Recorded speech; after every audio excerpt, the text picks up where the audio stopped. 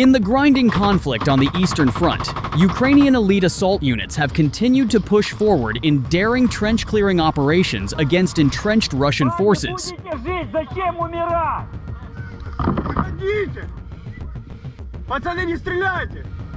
The intense engagements, often fought at close quarters, highlight the brutal and complex nature of modern trench warfare that has come to characterize much of the conflict.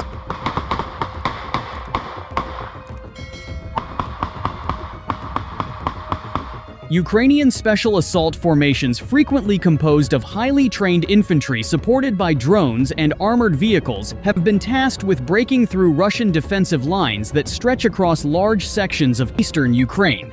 These trench networks, reinforced with bunkers, minefields, and artillery support, are designed to slow or halt Ukrainian advances.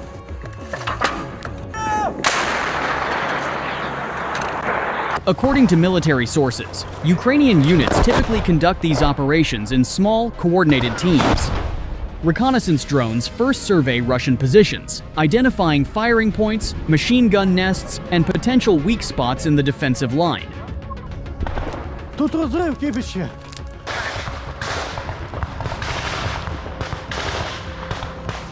Once intelligence is gathered, assault groups move forward under the cover of darkness or artillery smoke, closing in on the trenches.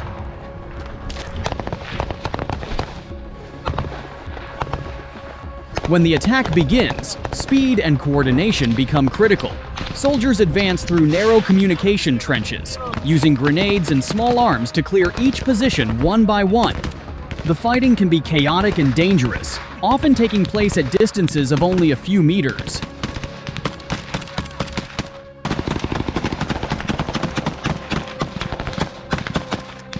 In many cases, Ukrainian forces rely on shock tactics, rapid, aggressive movement designed to overwhelm defenders before reinforcements arrive. Плюс, плюс! Рук двойками! Плюс! Белка, крыль! Давайте! Russian troops defending these lines attempt to counter the assaults with heavy machine guns, mortars, and artillery strikes called in on advancing Ukrainian units. Defensive drones are also used to monitor movement and drop explosives on attacking forces. As a result, trench assaults remain among the most hazardous missions for infantry on both sides. Гранаты кидай, давай, стрель! Гранаты кидай! Despite the risks, Ukrainian commanders see these elite storm operations as essential to gradually dismantling Russian fortifications.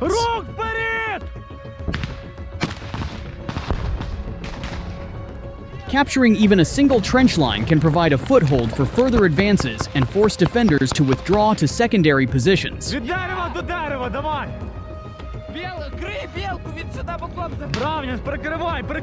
Military analysts note that the war's trench systems increasingly resemble those seen during World War I long, fortified lines where incremental gains often come at a high cost.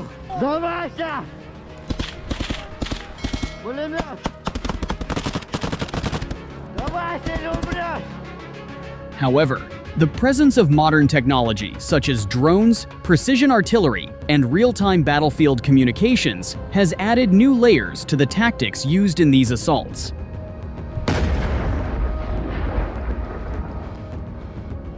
For Ukrainian soldiers on the front line, the objective remains clear: break through the defensive networks and reclaim occupied territory.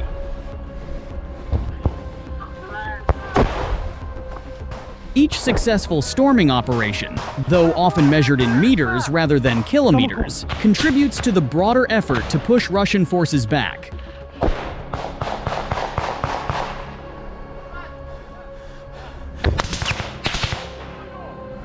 As the conflict continues, trench warfare on the Eastern Front shows little sign of fading.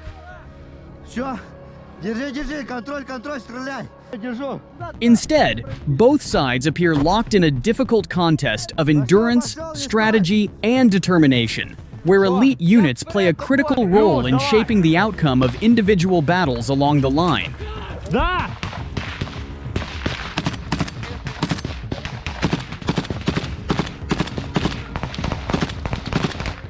Гранат, дай інформації по ворожій піхоті. Here, north of the main stronghold, Ukrainian forces have broken through Russian positions and are expanding their advance.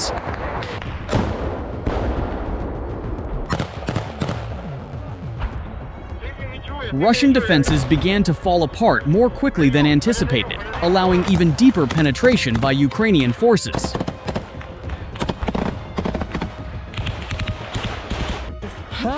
Recently, the Ukrainian command reported restoring control over more than 400 square kilometers through counterattacks, while daily combat intensity in the direction has reached roughly 50 engagements per day.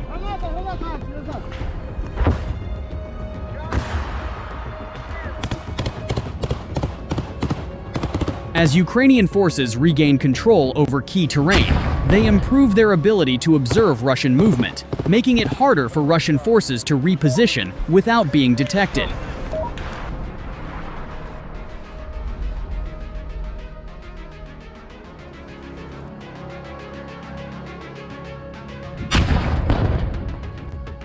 This has shifted battlefield control, giving Ukrainian forces greater freedom to move reinforcements, coordinate fire support, and maintain better situational awareness than the enemy.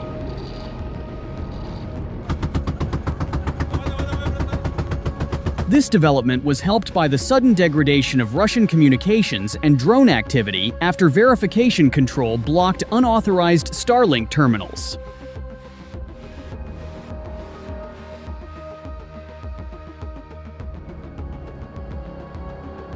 Ukrainian units achieved drone dominance, forcing the Russian infantry into hiding to avoid constant aerial attacks.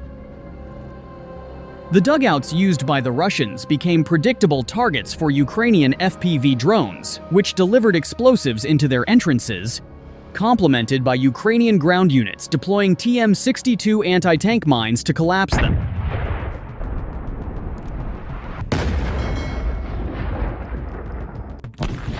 Simultaneously, Ukrainian artillery also had the freedom to fire more, striking the remaining positions and completing their destruction.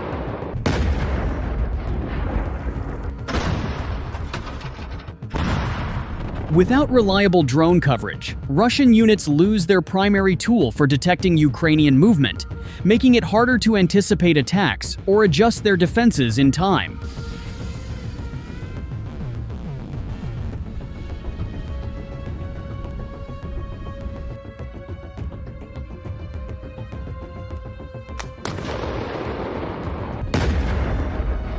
Ukrainian drone operations have also extended into the Russian rear, targeting the supply routes that sustain frontline positions.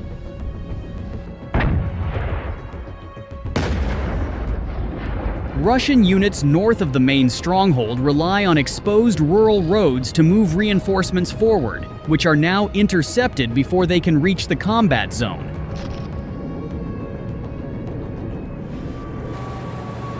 Footage shows how Ukrainian drone operators located and destroyed a ZIL 131 truck carrying 17 Russian troops while it was still en route. Additional drone and artillery strikes have also targeted supply vehicles, preventing Russian attempts to move ammunition and equipment forward.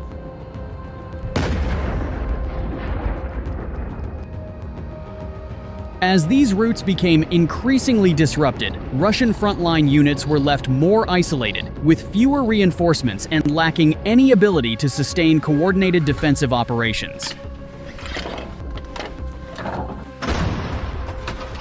As a result of the isolation and recent raids, Ukrainian forces regained control of Ternove, Danilivka, Nikhaivka, Stepove, and Verbov, expanding the breakthrough and securing forward positions.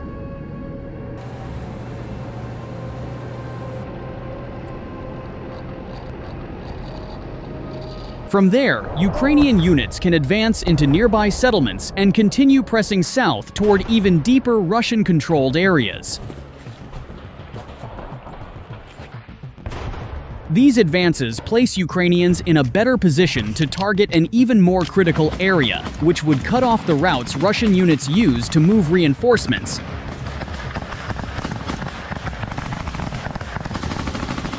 Preventing them from stabilizing weakened positions and allowing the breakthrough to expand further.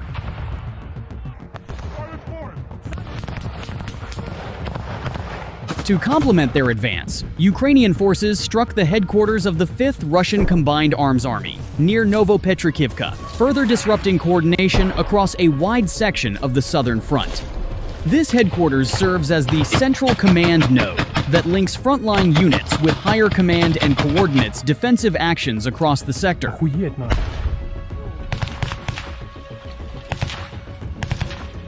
Its disruption slows decision-making and reduces Russia's ability to react in time to contain Ukrainian breakthroughs before they expand further. As Ukrainian forces advance, Russian units retreat without being reinforced, gradually reducing the density of their defensive line. This creates gaps between positions, allowing Ukrainian units to move through weak points and advance further along the southern axis. Ага. Заглушите он нахуй Чемос.